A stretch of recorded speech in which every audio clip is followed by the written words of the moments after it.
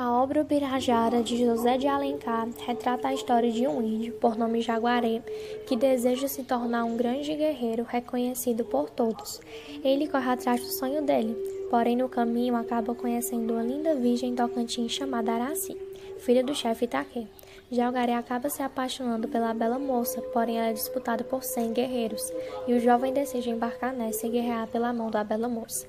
Um tempo depois, Jaguaré encontra Pojucã, que é irmão de Araci, e o que vai guerrear com ele.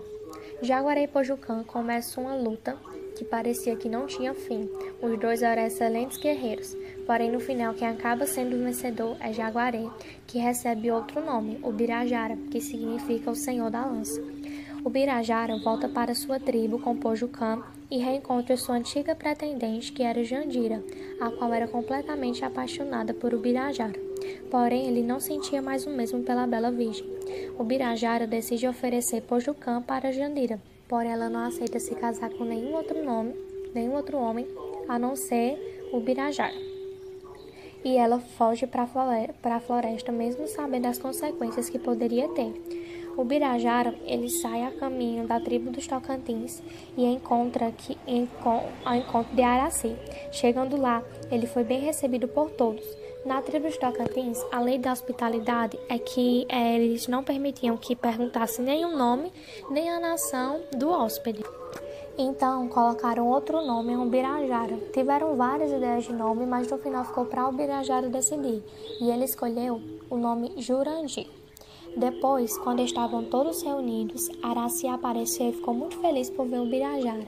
Até então, o chefe Itaquê não sabia que o hóspede estava lá para guerrear pela mão de sua filha. Porém, depois de um bom tempo, Ubirajara e Araci decidiram revelar o verdadeiro motivo da chegada de Ubirajara até a tribo dos Tocantins.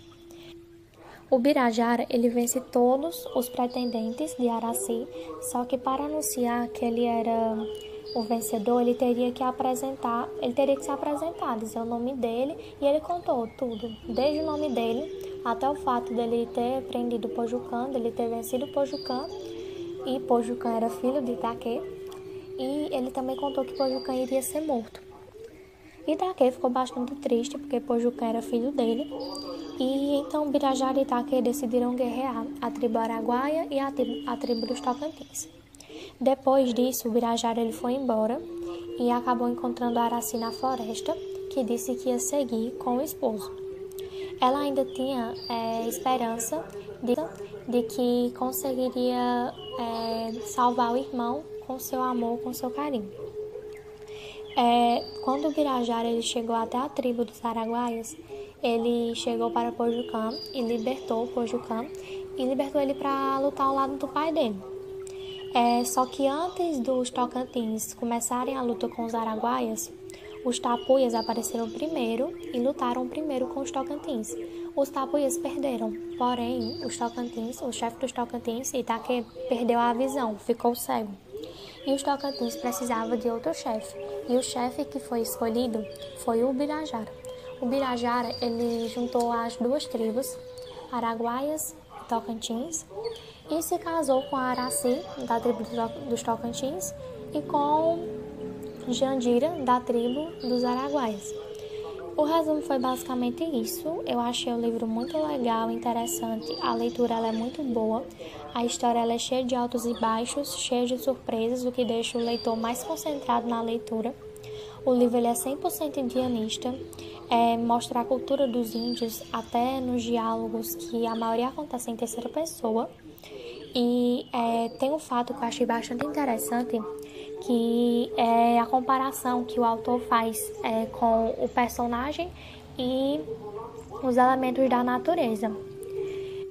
O narrador da história é um narrador observador e também um narrador onisciente. Em algumas horas ele sabe o que está passando com o personagem. E a história ela não retrata nenhuma figura dos portugueses, então nos leva a crer que foi antes da chegada dos portugueses ao Brasil. O tempo ele é cronológico e dizem que a história se passa na região dos Tocantins. Então, basicamente é isso. O livro